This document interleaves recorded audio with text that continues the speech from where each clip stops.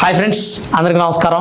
పశ్చిమ బెంగాల్లో రెండవ దశ ఎన్నికలు ముగిశాయి. అయితే ఒక 15 బూతులలో రీపోలింగ్ జరుగుతుంది. ఈరోజు ఆ రీపోలింగ్ కూడా ప్రశాంతంగా జరిగిపోయింది. అయితే 4వ తారీఖు రిజల్ట్స్, మే 4వ తారీఖు ఈ కౌంటింగ్ లో కేంద్ర ప్రభుత్వ ఉద్యోగస్తులు మైక్రో అబ్జర్వర్ గా ఉండొద్దు అని చెప్పి కలకత్తా హైకోర్టుకి టీఎంసీ పార్టీ నేతలు వెళ్లారు. అంటే దీది మమతా బెనర్జీ గారు కలకత్తా హైకోర్టును ఆశ్రయించారు. కలకత్తా హైకోర్టు ఏం చెప్పిందంటే, ప్రాబ్లం ఏముంది మీకు, ఎందుకు ఇవన్నీ అని చెప్పి మమతా బెనర్జీని ప్రశ్నించడం జరిగింది. అంటే కేంద్ర ప్రభుత్వ ఉద్యోగస్తులు కౌంటింగ్ లో ఉంటే బీజేపీ పార్టీకి లెక్కేస్తారు ఓట్లు.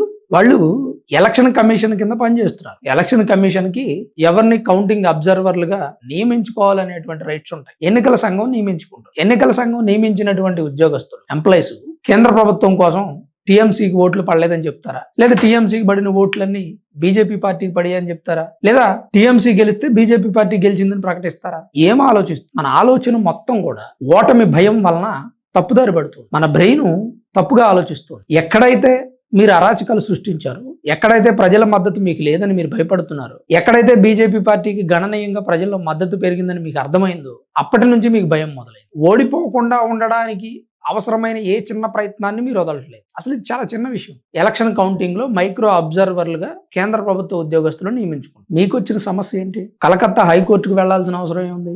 అక్కడ నుంచి కలకత్తా హైకోర్టు చెప్పిన తీర్పు మీకు నచ్చక సుప్రీంకోర్టుకు వెళ్లాల్సిన అవసరం ఏముంది? సుప్రీంకోర్టు మళ్ళీ హైకోర్టు ఇచ్చిన తీర్పునే సమర్థించడం మీకు ఆశ్చర్యంగా అనిపించట్లా? మీరు చేసే పనులు ఇబ్బందిగా అనిపించట్లా? మీకు ఎలా ఉందో తెలియదు కానీ మిగతా వాళ్ళకి ఇబ్బంది అనిపిస్తుంది. ప్రతిసారి ఏ చిన్న విషయం వచ్చినా కోర్టులోకి వెళ్ళి ఆ మధ్య నల్ల కోట్ వేసుకొని మీరే స్వయంగా న్యాయవాదిలాగా కోర్టుకు వెళ్ళి ఏం ఉపయోగం ఉంది దానివల్ల? మీరు చేసిన అరాచకాలని ప్రజలు చూస్తున్నారు. ఎన్నికల్లో ఈ 2026 ఎన్నికల్లో బీజేపీ పార్టీ గెలుస్తుందేమోనని హిందువుల్ని ఎంత ఇబ్బంది పెట్టారో, బీజేపీ పార్టీ సానుభూతి పరులని బయటికి కూడా రానివ్వలేదు. ఎమ్మెల్యే అభ్యర్థుల మీద దాడి చేశారు. మనం అవన్నీ సోషల్ మీడియాలో చూస్తూనే ఉన్నాం. ఒకప్పుడు సోషల్ మీడియా లేదు కాబట్టి టీఎంసీ పార్టీ చేసిన అరాచకాలు మేబీ బయటికి రాకపోవచ్చు. 2016 ఎన్నికల్లో సోషల్ మీడియా ఎంత యాక్టివ్గా ఉందో చెప్పండి. మనలో మన మాట లేదు. అందుకని బీజేపీ పార్టీకి 2 సీట్లు మాత్రమే వచ్చాయి. 21లో సోషల్ మీడియా కాస్త యాక్టివ్గా ఉంది కాబట్టి 77 సీట్లు బీజేపీ పార్టీ గెలుచు. ఇప్పుడు ఇంకా టీఎంసీ పార్టీ చేసిన అరాచకాలు సోషల్ మీడియా ద్వారా బయటకు వస్తున్నాయి కాబట్టి బీజేపీ పార్టీ గెలుస్తుందేమని టీఎంసీ పార్టీకి మొదలైంది భయం. ఆ భయంతోనే అవకాశం ఉన్న ప్రతిసారి ప్రభుత్వం మీద బీజేపీ పార్టీ మీద దాడి చేయాలని చూస్తాం. మధ్య ప్రతీక్ జైన్ ఆఫీస్ మీద దాడి చేస్తే మమతా బెనర్జీ ఎందుకు ఉలిక్కిపడ్డారు? సిబిసిఐడి ఆఫీసర్స్ ని ఎందుకు బంధించారు? పైగా ఎస్ఐఆర్ చేయాలి. ఎస్ఐఆర్ చేయడానికి ఎన్నికల సంఘం వెళితే వాళ్ళ మీద టీఎంసీ సానుభూతి పరుల చేత దాడి చేయించారు. పైగా బహిరంగంగానే పిలుపునిచ్చారు, కొట్టేసేయండి, నేను చూసుకుంటే తర్వాత ఏదైతే అదైంది, తపేళ్ళలో చట్లు తీసుకొని బాధేసేయండి ఎన్నికల సంఘాన్ని అని చెప్పి పబ్లిక్ గా ఒక సీఎం క్యాండిడేట్ మాట్లాడొచ్చు అంటారా? ఎంతవరకు కరెక్ట్ అంటారు? ఒకసారి ఆలోచించండి.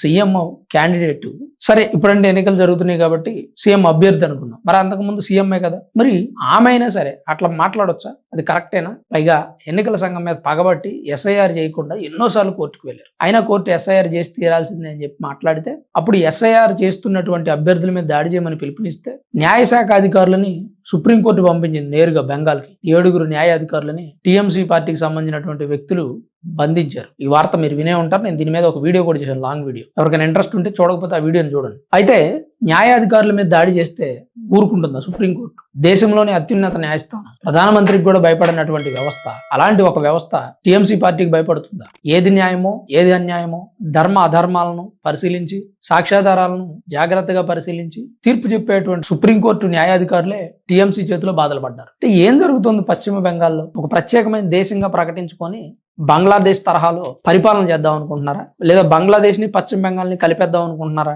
ఆ ఉద్దేశంతోనే ఇలాంటి నిర్ణయాలు తీసుకుంటున్నారా? మమతా బెనర్జీ చేస్తున్నటువంటి పనులు సామాన్య ప్రజలను ఇబ్బంది పెడుతుంది. మమతా బెనర్జీ వల్ల మేలు పొందే వ్యక్తులు ఎవరంటే ఇన్ఫిల్ట్రేటర్స్. వాళ్ళు రాష్ట్రంలోకి చొరబడి, వాళ్ళకి ఎలాంటి వీసా పాస్పోర్ట్లు ఉండవు, ఈ దేశంలో ఉండడానికి అనుమతులు లేవు, కానీ మమతా బెనర్జీ ద్వారా ఈ దేశంలోకి వచ్చారు. వచ్చి ఆధార్ కార్డు, ఓటర్ కార్డు, మిగిలిన ఐడెంటిటీ కార్డులన్నీ తీసుకొని బెంగాల్లో కాపురం చేస్తున్నారు. వాళ్ళని కాపాడుతుంది బెంగాల్ ప్రభుత్వం. వాళ్ళకి ఏదైనా ఆపద వచ్చిందంటే ఒప్పుకోరు మేడం. 1 కోటి మంది అక్రమ వలసదారుల ఓట్లను తొలగించారు అంటే ఏ రకంగా ఉండుంటారు?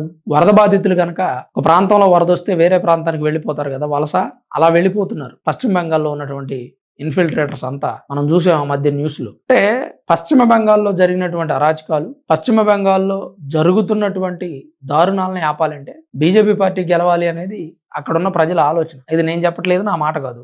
బెంగాల్లో ప్రజలు ఏమనుకుంటున్నారు అనేది మీరు ఒకసారి సెర్చ్ చేసి చూడండి. బీజేపీ పార్టీ అనే కాదు, ఈ టైంలో ఏ పార్టీ వచ్చినా వాళ్ళకి మేలు జరుగుతుందేమో వాళ్ళు ఆలోచించుకుంటున్నారు. అలాంటి ఒక మార్పుని ప్రజలు తీసుకొస్తారని చెప్పి కోరుకుందాం. ఖచ్చితంగా మే 4వ తారీఖు జరగబోతున్నటువంటి కౌంటింగ్ లో కేంద్ర ప్రభుత్వ ఉద్యోగులు ఖచ్చితంగా ఉంటారు. ఉంటే మీకు వచ్చిన నష్టం ఏంటి, దానివల్ల మీకు వచ్చిన సమస్య ఏంటో చెప్పండి. ఎట్టి పరిస్థితుల్లో వాళ్ళు ఉంటారని చెప్పి సుప్రీంకోర్టు తీర్పు ఇవ్వడం జరిగింది. మరోసారి మమతా బెనర్జీ గారి సుప్రీంకోర్టులో గట్టి దెబ్బ తగిలింది. ఒకటి కాదు, రెండు కాదు. ఆమె అధికారంలోకి వచ్చిన దగ్గర నుంచి ఏదో ఒక వంక మీద కోర్టుకు వెళుతూనే ఉన్నారు, ఓడిపోతూనే ఉన్నారు, వెనక్కి తిరిగి వస్తుంది. ఆమె కొత్త అనిపించకపోవచ్చు కానీ మనకు మాత్రం రోత అనిపిస్తుంది. మరి మీ ఉద్దేశం ఏంటి, మీకేమనిపిస్తుంది అనేది తప్పకుండా కామెంట్ రూపంలో రాయండి. వీడియోని చూస్తున్న ప్రతి ఒక్కరూ దయచేసి లైక్ చేయండి. వీడియో చివరి వరకు చూసిన మీ అందరికీ పేరు పేరున ప్రత్యేకించి ధన్యవాదాలు.